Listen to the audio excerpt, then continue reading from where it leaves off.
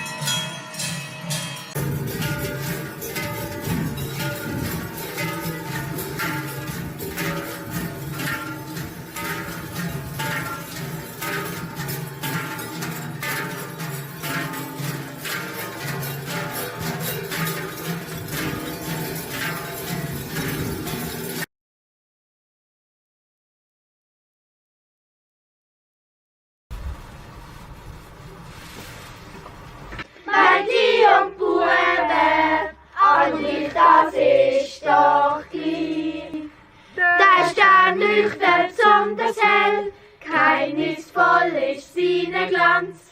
Sie ist der größte von allen Sternen in dem großen Sternenmeer. Haben nicht alle so einen besonderen Stern, wo ihnen die Richtung zeigt. Sie ist ein Zeichen fürs Gute in der Welt.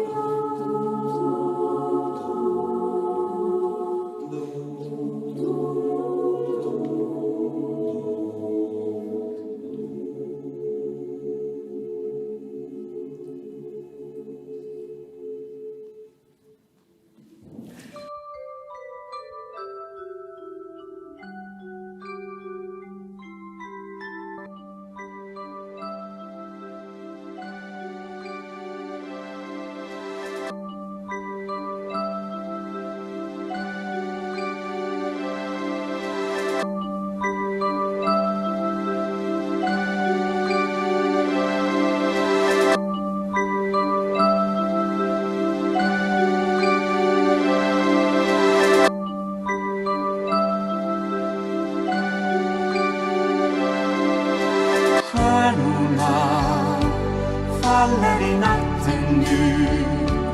Himlarna sänker sig ner över jorden.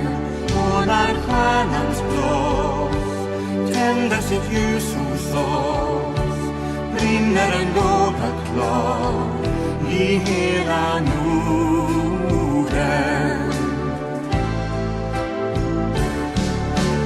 Juden är här och lyser fri på jorden. ett barns klara ögon borden julen är här.